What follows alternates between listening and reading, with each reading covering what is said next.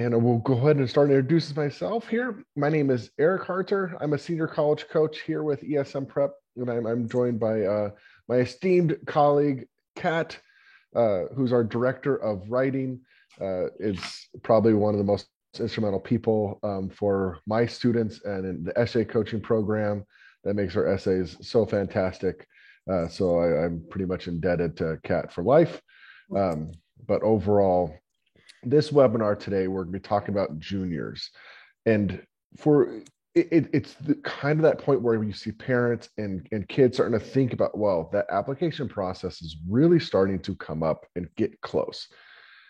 Part of this webinar is going to be a little bit of hold on a little bit. And I know that's kind of hard when you kind of see the monster and the mountain that's in front of you of everything you need to do and what your student needs to do.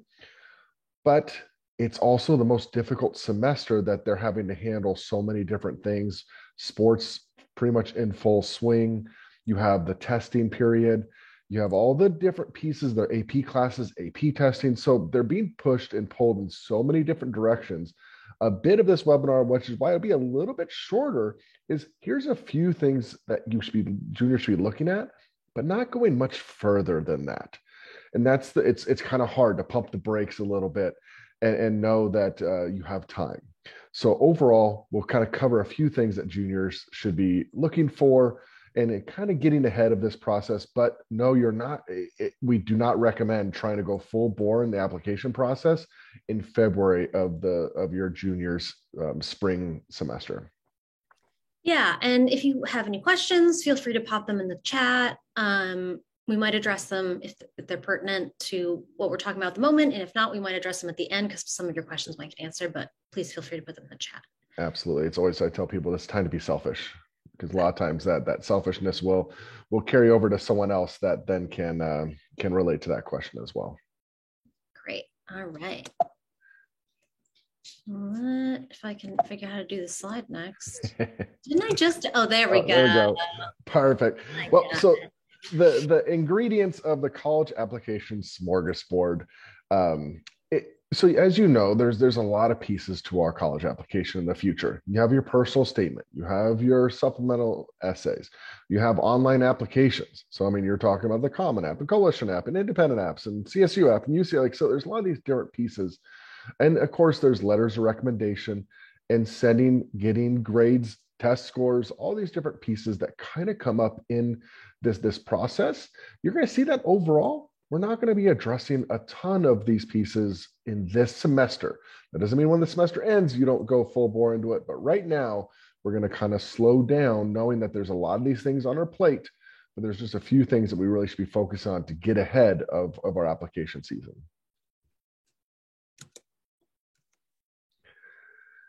Right. Does it make sense to do everything early? And the answer to that is actually no.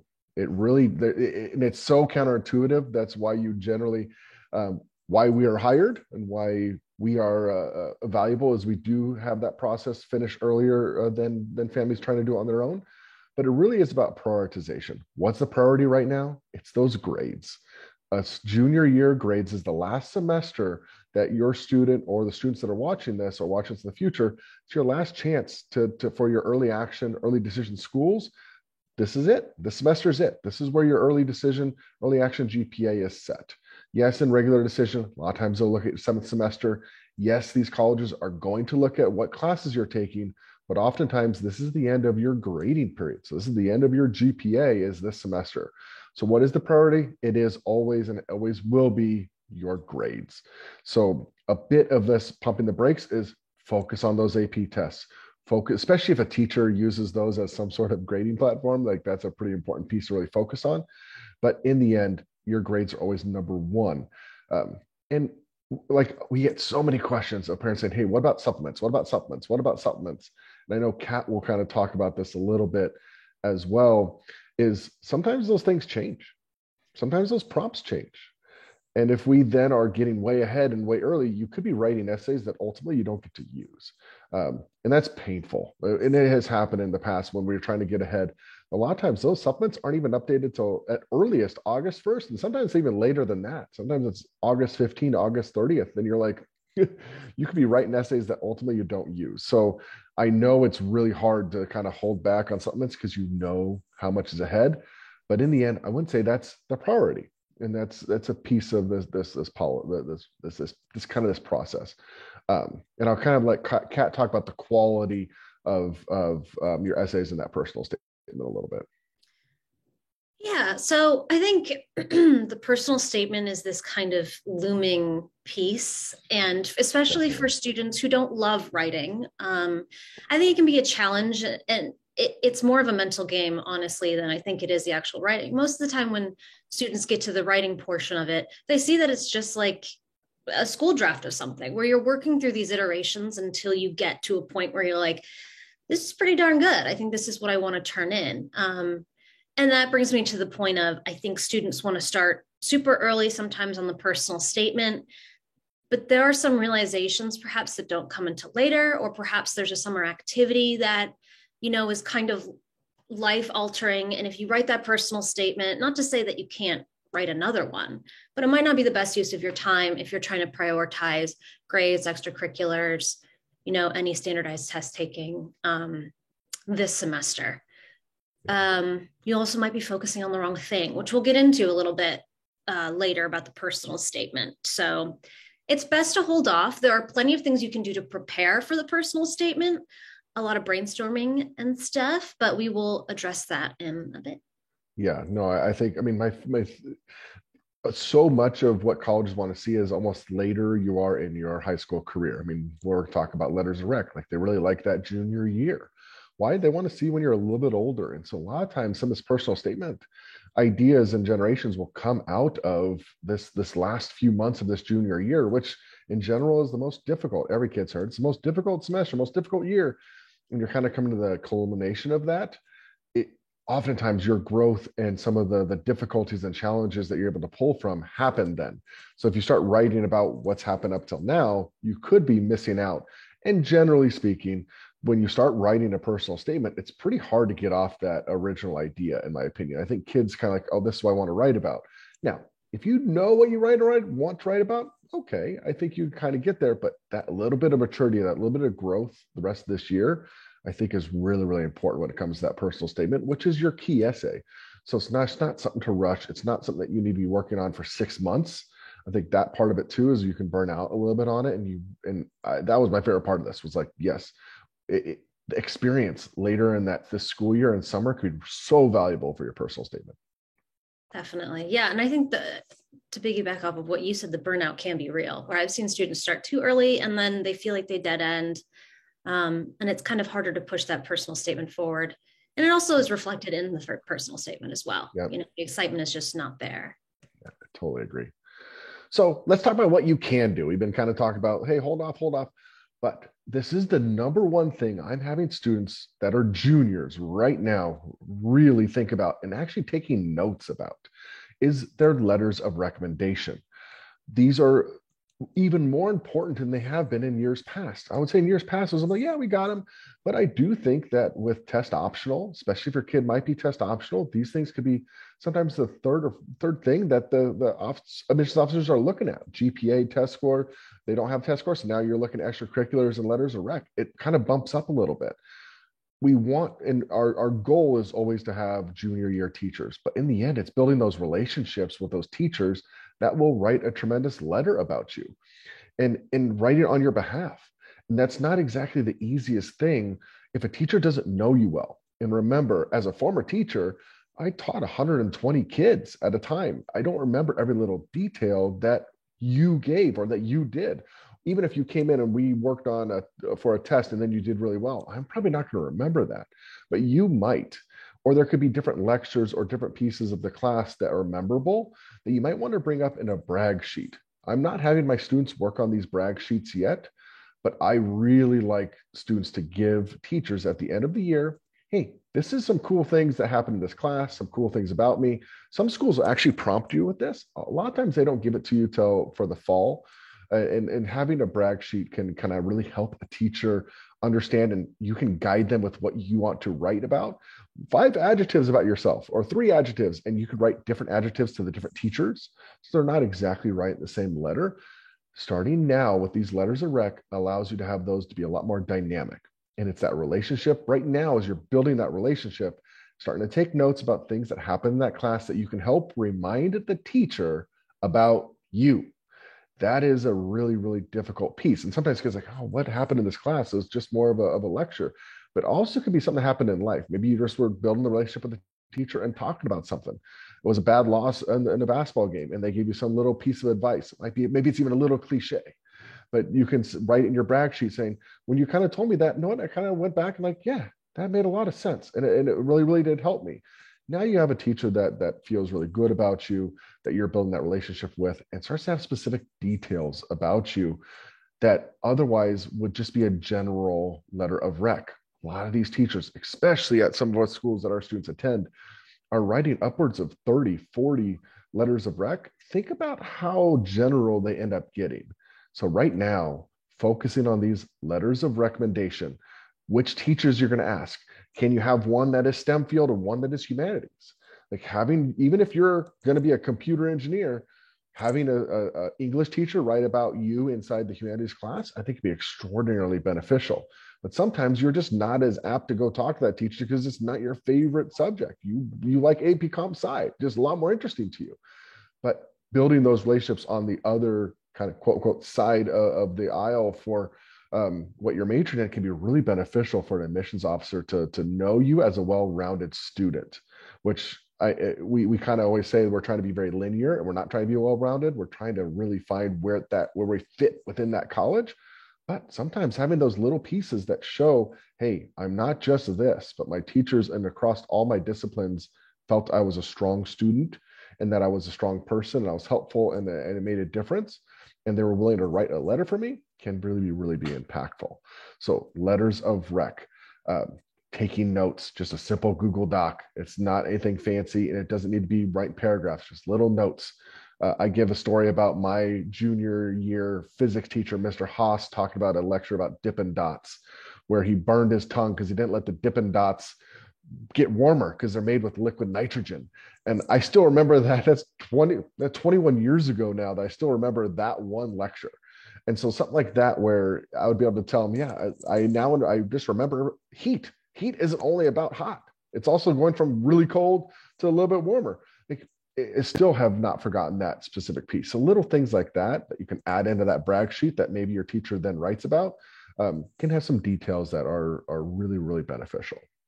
And so, I think, go ahead. One note, and I'm not the counselor, but from students that I've mentored, just not necessarily in the essay writing process, but just across the board, when they're kind of fretting about who to ask and when to ask, what you don't want is to ask them a month before your college applications are due for a couple reasons. It doesn't, it looks like a last ditch attempt, which I don't think the teacher is very pleased by because it's not, great point. I don't know, maybe they thought, did they go to somebody else and then come to me? Am I like the second choice? And then also, you're giving them less of a head start and they're really doing you a favor by writing these letters. So you want to give them like enough time to, even if they don't start writing it, to at least know, hey, this is going to be coming up in the fall. Yeah. Having that time. I mean, I remember as a teacher being able to, if a student gave me this, I would do it over the summer. I wouldn't wait till the fall. I would do it that summer and get some of these out of the way. Absolutely. It would be a better letter because I have the brag sheet. I remember you. I don't have a whole summer in between. And now I have new students by the time you come to me. It also really helps your school counseling department because now you have a last minute letter that maybe has to get added to a Naviance or something like that. It can make the counselor's life a little more difficult. And you'll hear from us, what's the most important thing is making sure that counselor on your campus is very happy. They have to do something. Like if you then have to go to them last minute about sending a transcript here, or in the end, if you get deferred and you want them to call the school for you on your behalf, if you've made their life kind of hard all of the time leading through the application process, it might not be as nice of a call. But now they're like, yeah, absolutely. I will call Michigan and I will tell them that they really, really should be accepting you because you've done so many things that are outstanding here, and they'll have your back. And so a lot of this piece is getting ahead of it like that. Like Kat said, is super invaluable. Knowing who you're going to ask, it also takes some of the pressure off. And I think that's part of this process too, is when you have so many little things you have to do, if you can have these boxes checked off in late May of your junior year about who your teachers are. They've already said yes. And all you have to do is remind them in the fall. They're already added a Naviance. Like, you're in a really good spot. And that's one piece of this puzzle that is already completely done. And if you can do that by the end of junior year, that's a big piece. You're way ahead of your peers. The second key thing I'm having juniors do right now, it's college tour season. Yes, it has been a little bit awkward with Omicron. Schools have really cut down with the number of official tours they're giving. They've been kind of really weekday based. We know a lot of our families are trying to get to these schools on the weekends, trying to see what they're like. So it's a little bit more difficult to be able to get those traditional official tours, go talk to admissions, those type of pieces. So a lot of times it's seeing a virtual tour. It is getting on those websites. It is looking at those information sessions. And if you can, if you're within a radius, or your family's traveling there for vacation, or they're doing a spring break tour, every one of these schools has a self-guided tour that you can then go see specific pieces of these schools that are important to you. I still think reaching out to admissions and asking if there's key pieces that they think you should look at. If there's other students that you know that might give you some guidance, can be really beneficial. So it's kind of not really an official tour, but if they know where everything is, it can be a little more official. But if you're just doing a self-guided tour with your parents and kids are on campus, probably the number one piece of advice I say is go talk to those students that are there. They know they can see immediately that this is a prospective student on a tour in the spring of junior year. They were there probably 1, 2, or 3 years ago. They know what that's like. So in the end, they're 9 out of 10, if not more, are going to be very pleasant and very kind and give you the real deal. Like, what is it about this school that makes it important to them? I would say most kids that are there are excited to be there, and they're going to tell you the really fun things about that school, what's around it, the food, the life, and what your next 4 years can look like. So talking to those students and anyone that you see that's on campus can be a really invaluable tool. If you're seeing it on campus, if you're not, you can't get there. It's East Coast and you're West Coast. One of those is those virtual tours, but you can find ways to communicate with people that are at that school. I tell students, if you do have Instagram, you can search that school, look at and go by recent posts. And yeah, I know it's kind of weird to DM someone that you don't know, but if you say, hi, my name is this, I'm a junior in high school, I'm really interested in this school, is there anything that you really think is great about it? Or is there things that are some negatives about it? They're going to respond, and they're good because they want to help you. So there is ways to kind of really get to know these schools at a deeper level, even if you can't access every single one. And that you're not going to be able to, when our lists are generally 12 to 16 schools, you're not able to see every single school. So seeing those virtual tours, you have UVisit, you have so many of these different options that allow you to access what these campuses look like if you were actually there. Use those, and they also get tracked. If you put in your email address, why would they ask you for email address? They're probably tracking it. They're probably seeing if you looked at it. I don't know how big of a difference it makes, but hey, it's demonstrating a little bit of interest. It's showing that you're interested in that campus, but more importantly, it's giving you an idea of what that campus looks like, and if you could see yourself there for the next 4 years. Yeah, and I think even from the college essay perspective, once you get into those supplements and they ask you, why do you want to come to our school? I've worked with students who they don't know why they're applying to that school. And not only is that confusing, because then why are you applying there? But it's also, you don't really have anything to say about it. And they can tell in an essay when you say, I want to go to NYU because it's in the Big Apple, which how many times have they heard that, right? So you're looking for those little details, talking to current or former students about these little things that you can pop into these essays in the future. So it's not just, obviously it's free for, do I even want to go here? But it'll help you in the future when you're getting those supplements. It'll make it a lot more painless if you know exactly what you love about it. Yeah, and you can get some of those nuggets from those students. You can get it from teachers or professors, or just I tell kids, if you look at the homepage, what's that school about? If you go on that official homepage, what are they really, really promoting? What is their big piece that is important to them? What is their motto? What is it that they're kind of really trying to show you? It can make a difference in kind of helping you narrow down this list, because most of our students, you're trying to cut your list. You're not necessarily trying to find it. It's here is 40 schools. We have to cut from there. So these tours can be really, really valuable. And I know it's harder with the dynamic, but in the end, it really can be done through your screen. Yeah, and I think taking one thing I will say is it's been quite a while since I was doing my college search, but I do remember when we were looking at colleges and you have all these small liberal arts schools and they're great, but sometimes when you see a bunch in a day or a bunch over the course of a couple of days, it starts to get a little hazy as to, who had what. Take notes, it seems silly because you're like, I'll remember it. You might not. Yeah. Make it easy for yourself. Taking a picture and then a quick note with it. It can help you jog that memory. Yeah, totally. That's a great point when you're seeing a bunch of schools in a few day period. All right, moving on. Well, that is really kind of all. Well, actually, I think we're missing a slide. Wait. Yeah, I thought there was your slide. The good old. My slide's gone. Okay, well, I'm just going to speak off the cuff about what this was about. So, in terms of essays, like I mentioned before, the college visits really do help kind of shape those supplementals in the future. In terms of thinking about the personal statement, which is the big one, and the one you want to get done before you even get to those supplements, you certainly probably, unless you have a really, really big and like certain topic you're going to write about, you don't really want to get started on that. And the advice I always give students is, and it's hard for them because a lot of times kids aren't really asked, like, what do you like about yourself? And when you ask them that, they get pretty self-conscious. They're like, oh man, I've never really thought of that. And it takes time to think of those things and to really kind of reflect back on your life and think like, oh, I'm a pretty compassionate person, or, I'm a really flexible person.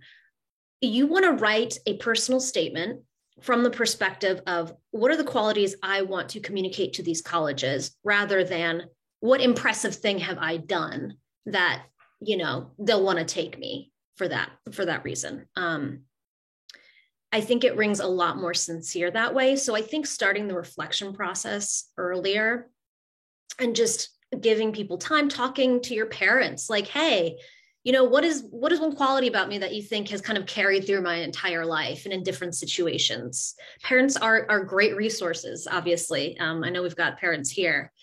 So helping your student through that, I think, is really invaluable, because it is a question that they don't really have to or really reflect on.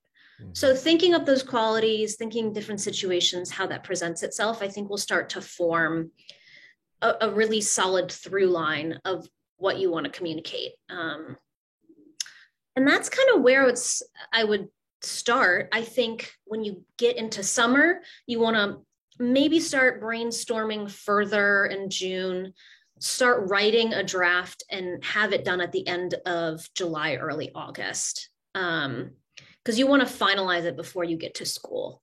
So I always say, like, latest you want to be done with your personal statement is probably by the time you start school. And that's, we like to have a healthy timeline so that you're not butting up against those things. It's also hard because if you're doing a lot of things over the summer, you think, oh, I've got 3 months. I can do it. It'll be fine. And then the 3 months goes by quickly when you're in camp or sports or whatever. So you want to make sure that you are giving it that time. And I always say, it doesn't have to be good when you first put it on paper. It just has to be done. So get that first draft done. I would say July. And then from there, it's just a matter of going through those drafts that you would normally go through in school, right? Until you get to a product you're happy with. Eric, anything to add to that? Yeah, no, I like that. I tell my students, you have to get the hamburger helper on the page. And then over time with those drafts, that's when it turns into the Wagyu beef. But at first, it's just kind of getting those ideas. I love the idea of asking not just your parents. Your parents are going to know and have probably the most depth and number of adjectives to describe you. But asking 10 different people and writing them down. It's actually kind of a cool exploration project. That you kind of go to different people that maybe even some that don't know you as well and say, hey, coach, I know this is going to sound really awkward, but I'm kind of doing this little exploration that's kind of helped me with my personal statement. what are three adjectives or three things that kind of stand out about me in the positive light, that maybe I could write down, and they'll give you three every single time. But you have a coach and a boss and a coworker and mom and grandpa, and like you can kind of start to kind of get a different sense of what other people feel about you. It also helps you kind of be aware of what people think, and the good qualities of yourself, which we're not naturally very good at. And especially in high school, when you're kind of having to do, you're having to do a lot of things that maybe you're just not very good at. Like Kat and I, we get to kind of sit in what we like doing the vast majority of our day, which is really, really lucky. I get paid to work with students and help them with this process. It's crazy. She gets to write essays and do different things like that. Things that I would just want to go curl up in the corner and go, no, I don't like that. It's too hard. I don't know where the comma goes. So it really helps you be more reflective of kind of, oh, okay, this is some things that people are saying, helps you see it a little bit more, because in the end, you do want that personal statement to be authentically you. And it's not always the easiest when you've been kind of in high school where you're having to constantly be on a very, very short 2-week timetable of assessment to assessment. You're not necessarily reflecting on who you are, what's important to you, and what do you want to portray to colleges that they want to know about you, and not in a light of this is what a college should want to know about me. This is me, and this is what's important for me to present to you.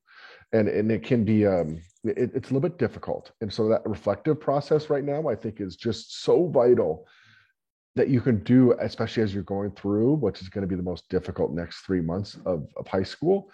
It's kind of a good time to kind of take some notes, like a little daily journal. Again, I just use the Google Doc, just a quick, hey, this was something that was kind of interesting. This was something that was kind of hard. This is something that didn't go very well. I was surprised by this. Can really be really cool future essay topics that come up. So that reflectiveness in the essays more right now than actual concrete trying to write them, as having that idea generation, those different brainstorming pieces. When you're kind of in that full brainstorming mode in June, you're able to have different things to pull from, and you're not trying to reflect then, because that's always so much more difficult than when you're actually trying to write it. Then right now you don't have to write it, you're just coming up with ideas. Yeah, I like the low pressure of that. It's something I tell, when I'm teaching non college essay writing students, just academic writing. I think a lot of students want to be like, okay, let's get to the meat of it. Let's like start the essay. And I'm like, well, no, we got to outline this thing first and in detail. You always want to have a framework set up before you get started, because it can go off the rails pretty quickly, as Eric and I have seen. So set yourself up for success. Do it in phases, I think, is really the takeaway. Yeah, no, I agree. So overall, that pretty much covers kind of what you should get ahead with right now. We'll kind of sit here for a few, for any questions. You can put them into the Q&A. One common question that we do get is kind of, what is that timeline, especially when it comes to essays, which is kind of the big bulk of that application process. Yes, you have the tactical pieces with the applications, but overall, the vast majority of a kid's time is actually spent writing those essays. This is kind of the general path. I call June, that's that personal statement month. If you can get a really good draft by the end of that month, you're in great shape. July is the UCSA drafts. So if you finish with June and July with those two major things done, it's 5 essays already that you're able to have good drafts of. By August 1st, when the vast majority of supplements do come out, Common App reboots up, you're now able to kind of really focus on those supplements. You kind of have those big ones out of the way. And luckily, those UC essays also carry over to a lot of supplements, so that you end up getting a lot of those ideas from that as well. So kind of June, personal statement, July UC, August 1st and on is when you're starting to kind of pick off those supplements as you work through into the fall and when you're applying. So it's kind of the general theme with essays, and that timeline is June is really when this, I feel that the whole college application process really picks up, as right now you just want to be able to kind of support your student, know that they're in a really difficult spot. They're being pulled in so many different directions. And I was having a conversation with a friend that's a little bit younger, a workout buddy, talking about how he's married a couple years, has a newborn baby, a new puppy, and starting a new business, and still says that from the end of like second semester of sophomore year to when he hit his last submit button was still harder and more demanding than than he's in right now. And so it tells you how much pressure these high school kids are under right now. So a bit of it is kind of understanding, hey, this will work out. This will be something that over time, if they get ahead and they do work a plan, it'll work out really, really well. But just know they have a lot going on, so let's not overwhelm them. Agreed. And if you think your student might be more avoidant when it comes to writing, which I can certainly understand, set up a writing schedule over the summer, right? Where it's, putting the phone away, writing for even half an hour, certain days, and prioritizing that over other things. I think in the summer, sometimes the personal statement writing gets worked around other things, but it should be a priority to avoid kind of the fall madness, really, of what happens. Yeah. I mean, I ask my students for 20 minutes a day. So wake up. I don't care if it's 1 o'clock, whenever it is you wake up, get your breakfast, and then come back. Give me that first 20 to 30 minutes of the day of writing. You're going to be fresher. I tell them the day before when you finish mid-sentence. Don't finish that sentence, finish mid-sentence. So you can pick up right where you left off on that, finishing that sentence, and that kind of already gets you in the writing mode. If you're consistent with it, you're going to see that the writing process isn't nearly as daunting as when you're trying to do everything, just cram. I'm going to do my personal statement tonight, rather than maybe it ends up being a paragraph or even just a few sentences. It ends up being a lot better. So overall, there's a lot of little things that will go on, but right now, letters of rec, college visits, reflect. Yeah, I think that's kind of the takeaway. And we're always around. Obviously, you can always reach out to us. My email is kat@ESM Prep.